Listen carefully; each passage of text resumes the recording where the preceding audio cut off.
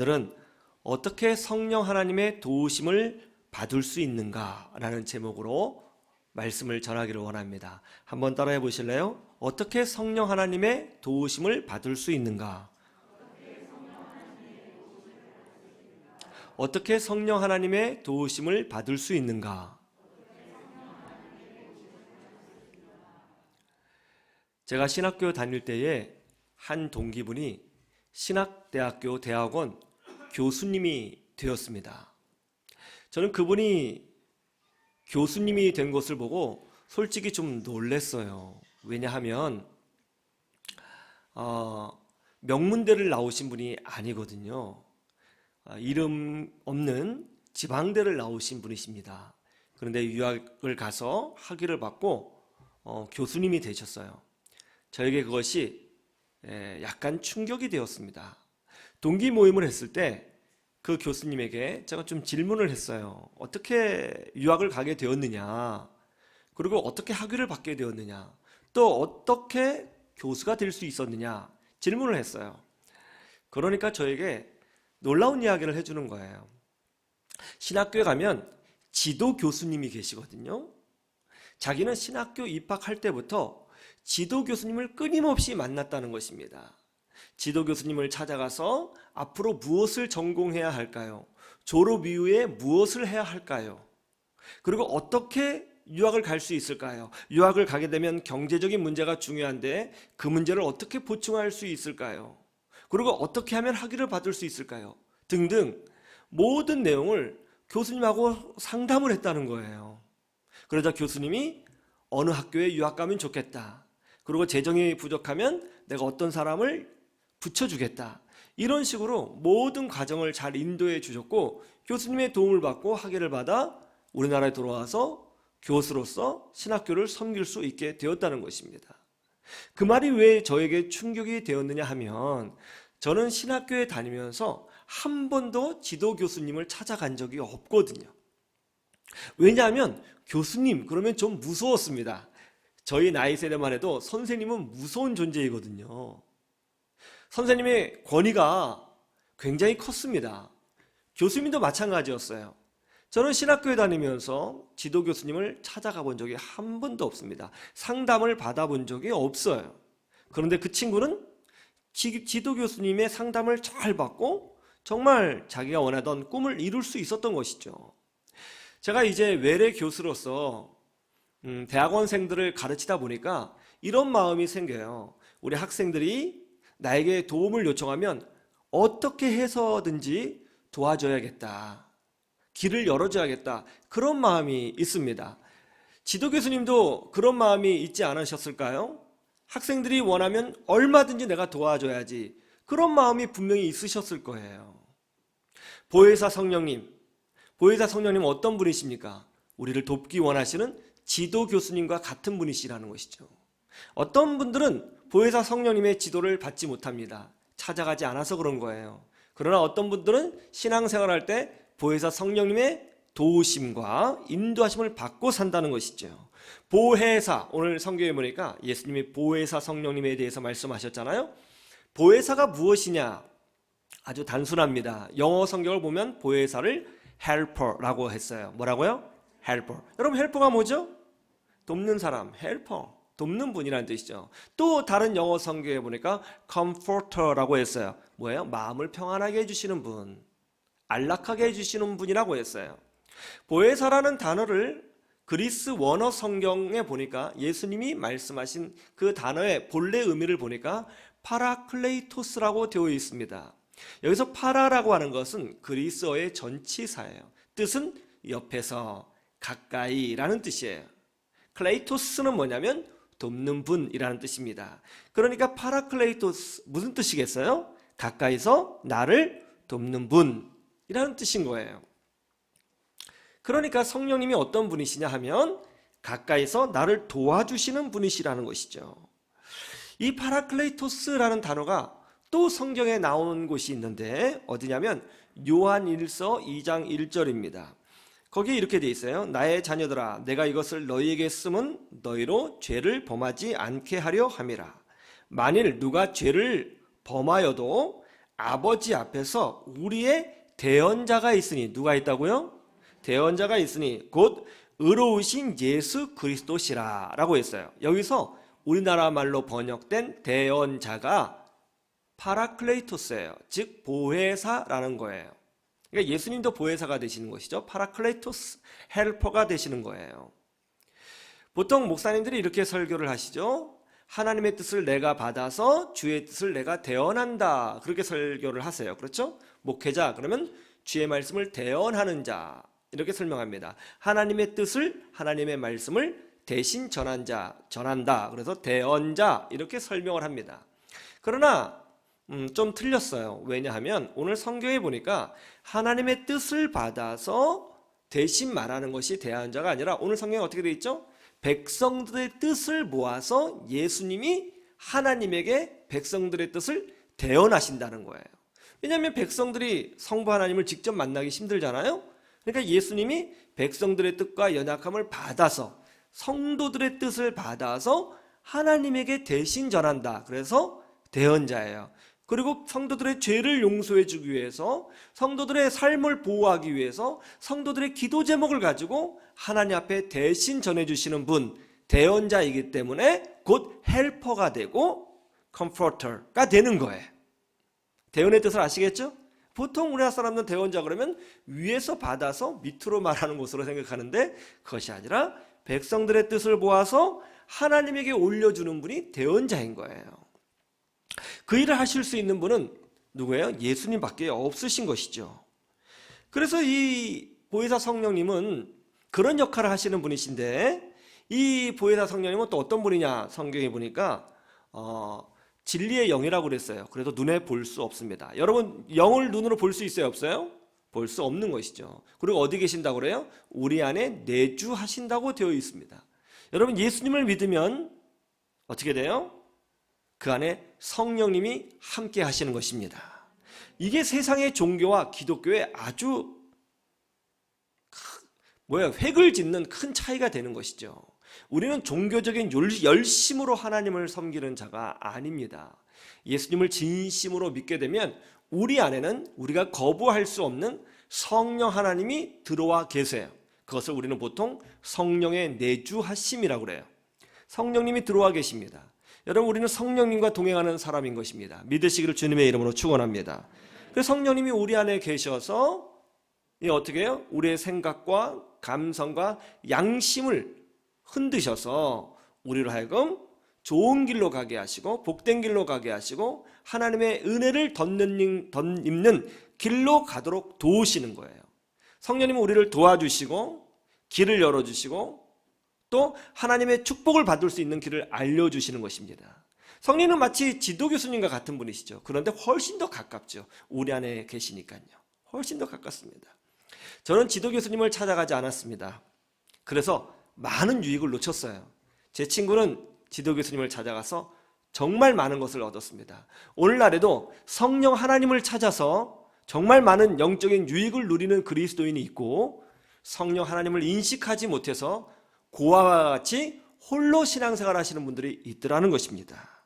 성령 하나님은 우리를 돕기 원하시고요, 우리를 기다리기 원하시고요, 기다리고 계시고요, 우리의 기도를 들어주시고요, 우리와 함께하여 주시는 것입니다. 저는 여러분들이 성령 하나님의 도우심을 입으면서 신앙생활하기를 주님의 이름으로 축원합니다. 그러면 오늘 설교 제목이 여러분 마음 가운데 그대로 드러나게 되어 있죠? 그러면 우리는 어떻게 해야 성령 하나님의 도우심을 받을 수 있습니까? 하는 겁니다. 어떻게 해야 성령 하나님의 도우심을 받을 수 있느냐? 첫째로 말씀을 가까이 해야 한다는 거예요. 한번 따라해 보세요. 말씀을 가까이 하라. 왜 그렇죠? 성령님은 진리의 영이시기 때문에 그런 거예요. 오늘 보세요. 이렇게 되어 있죠. 17절 앞에만 보세요. 성령님은 뭐라고 되어 있죠? 시작. 그는 진리의 영이라. 예, 성령님은 진리의 영이세요. 여러분, 진리가 무엇입니까? 진리는 바로 예수 그리스도이시죠. 진리의 핵심이 뭐라고 그랬죠? 진리의 핵심은 변하지 않는 것이라고 했어요. 시대를 따라 변하는 것은 진리가 아닙니다. 진리는 절대로 변하지 않아요. 그래서 구원받는 방법도 변하지 않아요. 진리이기 때문에 그래요. 아담과 하와도 예수님을 믿음으로 구원받고 우리들도 예수님을 믿음으로 구원받고 앞으로 태어날 우리 자녀들도 예수님을 믿음으로 죄사함 받고 구원받는 것입니다. 진리는 변하지 않아요. 예수님이 진리 본체이시죠. 그런데 왜 예수님이 진리 본체이시죠? 성경 말씀을 말씀하신 분이 바로 예수님이시거든요. 예수님이 하나님이시거든요. 예수님이 천지를 창조한 분이시거든요. 예수님이 우리를 창조하는 분이세요. 그리고 성경을 기록하도록 예수님이 그의 종들을 우리에게 보내주신 것이거든요. 예수님이 진리세요. 그리고 그 말씀이 진리인 것입니다. 성령님은 진리의 영이시기 때문에 하나님 말씀을 통해서 우리에게 말씀하시고 하나님 말씀을 통해서 우리에게 깨닫게 하시고 하나님 말씀을 통해서 하나님의 뜻을 우리에게 보여주시는 거예요. 그래서 말씀을 가까이 한 사람일수록 성령의 음성을 더 깊이 들을 수 있는 기회가 많아지는 것입니다. 왜냐하면 성령님께서 말씀을 통해서 말씀하시거든요. 그러면 우리는 끊임없이 하나님 말씀을 묵상하고 또 주의 말씀을 읽고 또 연구하고 또 내 삶에 적용하도록 노력해야 되는 거예요. 성경을 읽어야 되는 것이죠. 큐티를 해야 되는 것이죠. 또 설교 말씀도 되게 중요해요. 설교 말씀도 들어야 하는 것이죠. 또 여러분 성경 일독도 이런 것도 되게 중요한 겁니다. 어쨌든 하나님 말씀을 가까이 하려고 할 때에 그 말씀을 통해서 나에게 말씀하시는 성령의 음성을 들을 기회가 훨씬 더 많아지는 것입니다. 여러분 감리교의 창시자가 누군지 잘 아시죠? 누구죠? 요한 웨슬레라고 하는 사람이에요. 감리교. 세계에서 가장 큰 교단이지 않습니까? 요한 웨슬레는 정말 대단한 사람이었어요. 그는 세계 최고의 명문대학교인 옥스퍼드 대학을 졸업했습니다. 그리고 대학교 다닐 때에 누가 시키지도 않았는데 새벽 기도를 했어요. 그리고 그 옛날에 대학교 내 기독교 서클을 만들어서 캠퍼스를 돌아다니며 영국인들에게 복음을 전했습니다. 옥스퍼드 대학을 졸업하고 요한 웨슬레는 목회자가 되어 선교를 하게 됩니다. 누구를 선교했느냐? 아메리카 대륙에 있는 인디언들을 선교하기를 원했습니다. 그래서 배를 타고 대서양을 건너가 아메리카로 가죠. 미국에 가서 인디언들에게 복음을 전했어요. 아주 열정적으로 복음을 전했습니다. 그런데 웬일이에요? 어느 누구도 요한 웨슬레가 전한 복음을 받아들이지 않았어요. 오히려 요한 웨슬레를 조롱했습니다. 선교에 실패했어요. 그뿐만이 아니에요. 요한 웨슬레 목사님은 선교지인 미국 대륙에서 어떤 미망인과 또 안 좋은 스캔들에 휘말리게 되었습니다. 목회자로서 완전 실패하게 된 것이죠. 그래서 요한 웨슬레는 도망치듯이 미 대륙을 빠져나와 다시 배를 타고 대서양을 건너 영국으로 건너오게 된 것입니다. 그런데 여러분 대서양은요 굉장히 무서운 바다예요. 대서양의 풍랑은 정말 무섭습니다. 그래서 미국 사람들은 대서양은 무서운 바다고 태평양은 착한 바다라고 생각을 해요. 아주 바람이 강하고 배가 많이 침몰하는 그런 바다가 바로 대서양이죠. 그 대서양을 건너오는데 풍랑이 일었습니다. 배가 뒤집어질 것 같았어요. 요한 웨슬레 목사님은 너무나 무서워서 배 밑창에 들어가서 벌벌벌 떨었습니다. 그런데 어디선가 찬송 소리가 들리는 거예요. 믿음이 이기네, 믿음이 이기네, 주 예수를 믿음이 온 세상 이기네. 아니 이 풍랑 속에서 누가 찬양을 한단 말인가? 요한 웨슬레 목사님이 비틀거리는 몸을 난간에 의지하여 이제 가판 위로 올라왔어요.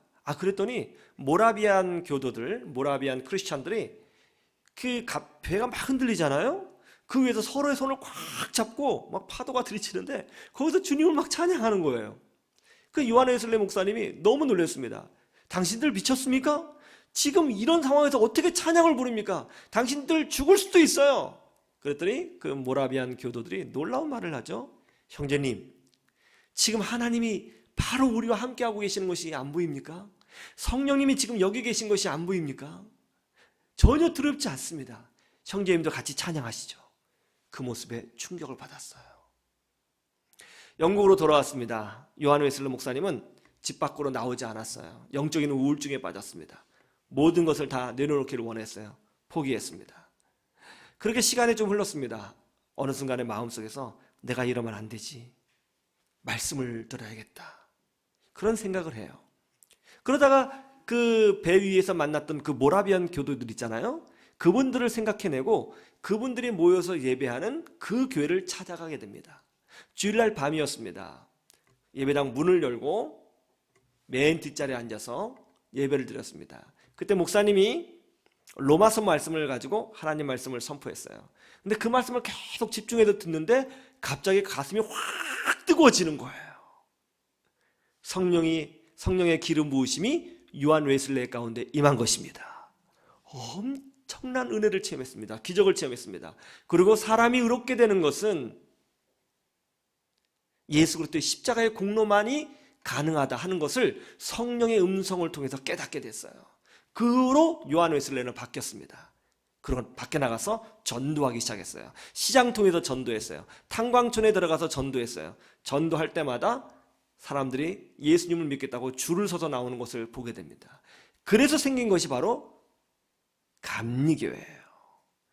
성령님은 하나님 말씀을 통해서 우리에게 말씀하시고 하나님 말씀을 통해서 우리가 어디로 가야 되는지 알려주시고 우리를 도와주시고 우리로 깨닫게 하시고 또 우리에게 하나님의 축복을 부어주시는 거예요. 우리가 인생 살다 보면 이럴 때 있죠. 내가 무엇을 해야 되는 것이지? 내 진로는 어떻게 해야 되는 것이지? 직장은 어떻게 해야 되는 것이지? 어떻게 살아야 되는 것이지? 이런 고민할 때가 있지 않습니까? 그렇죠? 그때 오늘 성경에 뭐라고 돼 있어요? 보혜사 성령께서 하나님 말씀을 통하여 우리가 어느 길로 가야 하는지를 알려주신다는 거예요. 돕기를 원하신다는 거예요. 이끌어 주신다는 거예요. 함께해 주신다는 것입니다. 주의 말씀을 가까이 하세요. 주의 말씀을 많이 가까이 하셔서 나를 돕기 원하시는 성령 하나님의 도우심을 입는 그런 복된 그리스도인들 되시기를 주님의 이름으로 축원합니다. 두 번째는 더 많은 시간을 투자해야 한다는 것입니다. 한번 따라해 보세요. 더 많은 시간을 투자하라. 왜냐하면 성령 하나님은 우리와 함께 있기를 원하시는 하나님이시기 때문에 그런 거예요.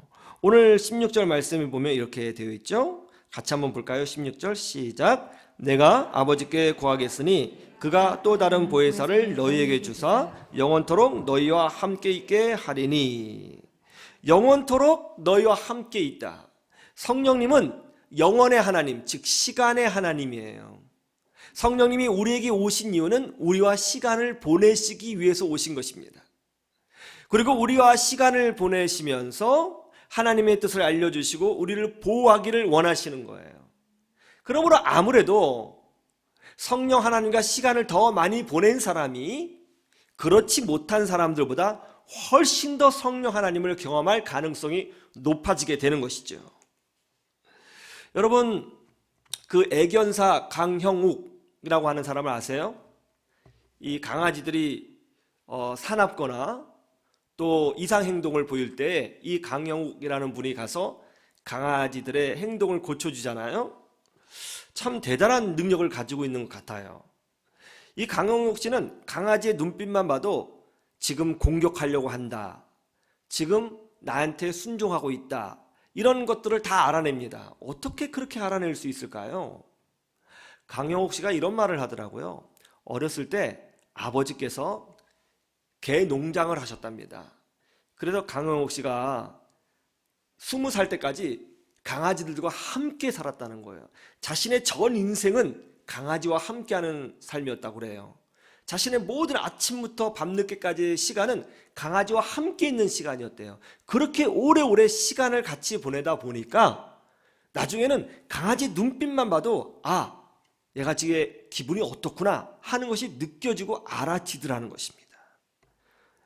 시간을 얼마큼 많이 보내느냐에 따라서 전혀 달라진 결과를 얻어낼 수 있는 것이죠. 여러분 생각해 보세요.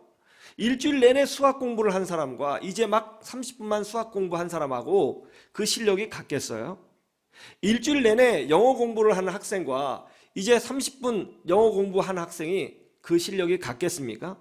시간을 많이 투자할수록 그 분야에 깊이 들어갈 수 있는 거예요. 성령 하나님은 우리와 시간을 보내기를 원하십니다. 우리가 말씀을 읽고 기도하고 큐티하고 찬양하고 교회를 섬김 등등을 통해서 조금 더 많이 영적인 시간에 투자하면 투자할수록 내 안에 내주하고 계신 성령의 음성을 더 많이 들을 수가 있게 되는 거예요. 그리고 성령의 움직이심에 예민하게 우리가 반응할 수 있게 되는 것입니다. 목사님, 저는 직장 생활하기 때문에 너무 바빠서 영적인 생활에 더 많은 시간을 투자할 수가 없는데요. 어떻게 하죠? 충분히 할 수 있습니다. 여러분, 직장에 갈 때 운전하면서 가잖아요. 드라이브 하면서 찬양을 들으시면 됩니다. 그리고 그 안에서 마음껏 기도하셔도 됩니다. 지하철에서 찬양을 들을 수 있고 말씀을 들을 수 있습니다. 요새는 스마트폰으로 여러분이 마음만 먹으면 언제든지 더 많은 시간을 하나님과 함께 할 수 있어요. 직장에 출근해서 자리에 앉아서 잠깐이라도 하나님의 은혜를 구하는 기도를 할 수 있습니다. 점심시간에 잠깐이라도 하나님의 은혜를 구하면서 말씀을 충분히 읽을 수 있습니다. 여러분, 퇴근하고 돌아와서 집에서 잠깐이라도 한 30분이라도 하나님 앞에 엎드려 기도할 수 있습니다. TV 보는 시간을 좀 줄이시고 스마트폰 보는 시간을 좀 줄이시고 마음만 먹으면 언제든지 성령님과 함께하는 시간을 더 많이 보낼 수가 있는 거예요. 그렇게 시간을 많이 보내려고 노력할 때에 어때요? 성령의 음성을 들을 수 있게 되고 나를 돕기 원하시는 보혜사 성령님의 인도하심을 체험할 수가 있게 되는 거예요. 여러분, 윌리엄 쿠퍼라고 하시는 분 아세요? 영국이 가장 자랑스럽게 내세우는 문학가가 셰익스피어잖아요. 두 번째로 내세우는 분이 바로 윌리엄 쿠퍼입니다. 영국 사람들이 매우 사랑하고 또 문학가로, 최고의 문학가로 인정하는 분인데요. 윌리엄 쿠퍼. 원래 이분은 문학가가 아니었어요. 변호사였습니다. 출세욕에 가득 찬 변호사, 젊은 변호사였어요. 이 윌리엄 쿠퍼는요, 변호사 사무실을 영국 의사당 앞에 차려놓고 성공하기 위해서 불철주야 뛰어다녔던 사람이었습니다. 정말 근데 성공했어요. 변호사로서 큰 명성을 얻게 되었죠. 그런데 여러분, 성공하면 성공할수록 사람의 마음이 더 불안해져요. 이걸 놓치면 어떡하지? 하는 생각이 들거든요. 지금까지 내가 이루어 놓은 것을 잃어버리면 어떡하지? 하는 두려움이 생기는 거예요. 성공했는데 마음이 편하지 않았습니다. 열심히 일을 했는데 스트레스만 가중되었어요. 그러다가 이분이 쓰러졌습니다. 병원에 입원했어요. 그런데 문제가 생겼어요. 본인이 병원에 입원한 사이에 동기 변호사들이 막 출세하는 거예요. 정치인으로 나가고 영국 왕실에 들어가고. 그 모습을 보니까 야, 나는 이제 뒤처졌구나. 난 이제 끝났구나. 내가 평생 열심히 일을 했는데 결국 이렇게 내 인생이 끝나는구나. 그런 생각을 하게 되었어요. 그러다가 정신착란증이 오게 되고 우울증에 빠지게 되었습니다. 급기야는 이분이요, 자살 시도를 했어요. 친구들이 보니까 윌리엄 쿠퍼가 가만히 내버려두면 죽겠더라는 거예요. 그래서 가기 싫다는 윌리엄 쿠퍼를 억지로 끌어다가 교회로 데려갑니다. 너 예수님 믿어야 돼. 너 신앙생활 해야 돼. 너 살아계신 하나님을 만나야 돼. 그래야 너 산다. 너 안 그러면 너 죽겠다. 제발 나랑 같이 신앙생활 하자. 억지로 끌고 간 거예요.